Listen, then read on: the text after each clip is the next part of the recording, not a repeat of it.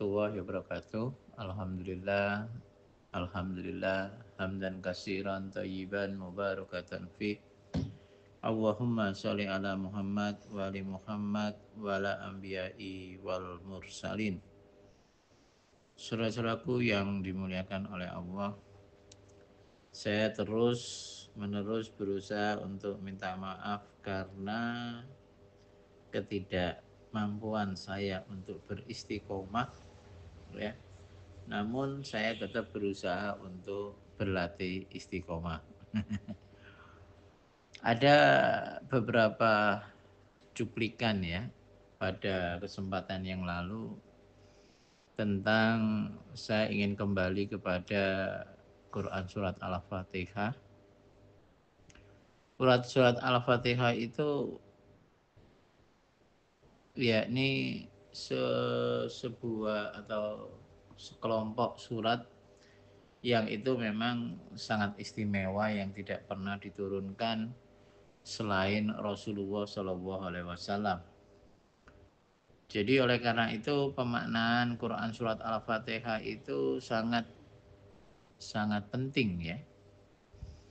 Kalau saya ingin merefresh kembali tentang ayat pertama Bismillahirrahmanirrahim, B-nya itu coba ayo kita latih itu ya.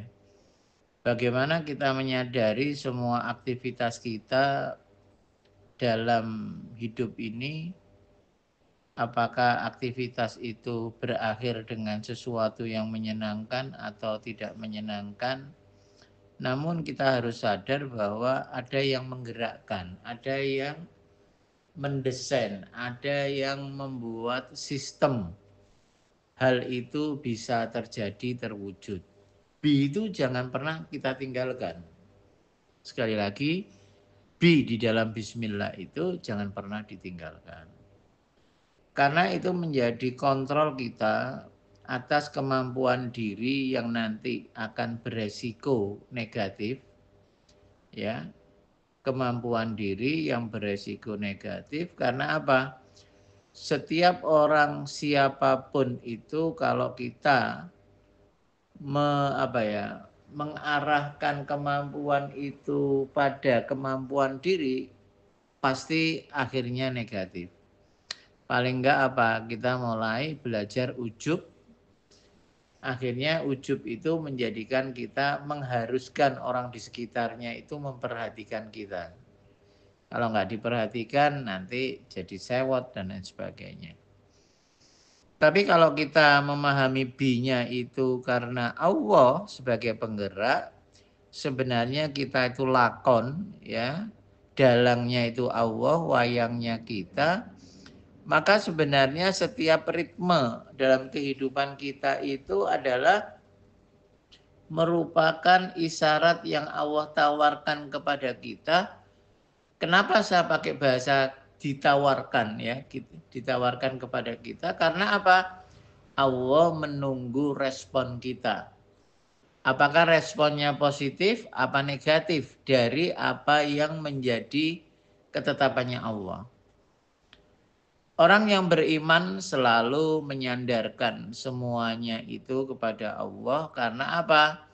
Karena ia yakin bahwa tidak ada keputusan yang Allah berikan walaupun itu tidak enak. Ya, sekali lagi walaupun tidak enak, itu tidak menjadi kebaikan untuk hambanya. Itu poin yang mendasar. Jadi kalau bisa poin-poin yang mendasar di dalam hidup itu harus kita jadikan latihan. Sekali lagi, tidak ada teori yang menjadikan kita itu sulit merubah karakter kita menjadi karakter Asmaul Husna.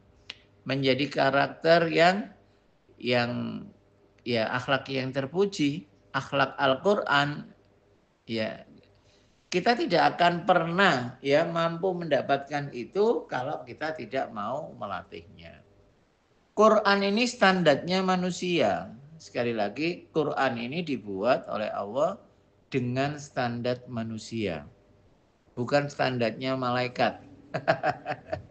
Jadi, kalau kita mengatakan kita sulit ya mengaplikasikan Quran, berarti bisa jadi cara pemahamannya kita yang keliru. Yang kedua bisa jadi kalbu kita masih semerawut ya, ketutup, sehingga apa? Kita buat dengan pendekatan logika berpikir. Nggak bisa Quran dengan pendekatan logika berpikir. Quran itu Allah munculkan, Allah ciptakan itu untuk menandingi sesuatu yang ada di otak yang sifatnya real. Ya, sekali lagi, untuk menandingi sifatnya otak yang itu real. Contohnya apa? Contoh yang paling gampang. Kalau di otak kita untuk menjadi sukses, kita harus menumpuk uang. Ya, itu real kan? Oh, namanya ditumpuk kok, ditabung ya, mestinya lebih banyak. Tapi Al-Quran beda. Orang yang mau menjadikan hartanya ini berkah, berkesinambungan, ya lebih banyak, ya dengan cara apa? Zakat dan sodako. Ya. Yang satu disimpan, yang satu dikeluarkan. Nah ini enggak connect. Jadi kalau kita mau memahami Quran, kita harus mengikuti dasar, circle yang Allah tawarkan kepada kita. Dan insya Allah kita akan mampu menjadi zaman, di mana zaman itu kembali kepada nilai-nilai zaman sahabat. Jadi sekali lagi ini resume ya yang lalu. Jadi poin yang pertama dalam bismillah itu kita terus berlatih. Kalau kita belum bisa berlatih seperti itu atau kita lupa, nggak apa-apa, di waktu longgar itu kita berdoa. Ya, bisa doanya Nabi Yunus, ya. La ilaha illa anta subhanaka inni kuntu minadz dzalimin, atau istighfar yang lainnya. Namun setelah istighfar ya atau semua hal yang berbau taubat, coba fokuskan untuk ya menekankan apa yang kita inginkan di dalam istighfar tadi, apa yang kita inginkan. Ini sekaligus menjawab bagaimana aturan doa ya. Kalau aturan doa yang ideal itu adalah dengan pertama tetap memuji Allah. Ya, doa itu dengan memuji Allah. Dan doa yang terbaik adalah mengucapkan alhamdulillah. Segala puji bagi Allah, untuk Allah. Lalu yang kedua adalah apa? Sholawat, itu adab doa. Sholawat apa aja bebas. Baru yang ketiga, istighfar, ya mohon ampun, baru pada hal yang intinya. Contohnya apa yang biasa saya sampaikan dari apa yang saya kaji. Contohnya kita ingin memahami bahwa Allah itu selalu menjadi penggerak dalam kehidupan kita. Setelah kita memuji Allah, bersolawat, istighfar, lalu kita doa secara lebih spesifik. Ya Allah, rahmatilah aku ya Allah. Agar setiap apa yang aku lakukan, aku menyadari bahwa Engkau itu ada. Ya, ada di dalam kejadian itu. Ada di dalam skenariomu ya Allah. Ya Allah, aku tidak mungkin menolaknya karena ini adalah untuk kebaikanku ya Allah. Untuk itu ya Allah, berilah aku rahmat-Mu ya Allah, agar aku bisa menangkap setiap dirimu di dalam ayat-ayat yang Kau nampakkan di dalam hidupku ya Allah. Ya Allah, aku tidak akan mampu mendapatkan semua itu kecuali Engkau yang memberikannya ya Allah. Ya Allah, aku ingin selalu dekat dengan dirimu ya Allah. Aku selalu ingin mendapatkan rahmat-Mu ya Allah. Dan aku ingin selalu mendapat ridho-Mu ya Allah. Karena aku ingin selalu bersamamu ya Allah. Dari saat ini hingga nanti berjumpa dengan dirimu ya Allah. Ya model apa aja lah, yang itu arahnya ke arah itu tadi.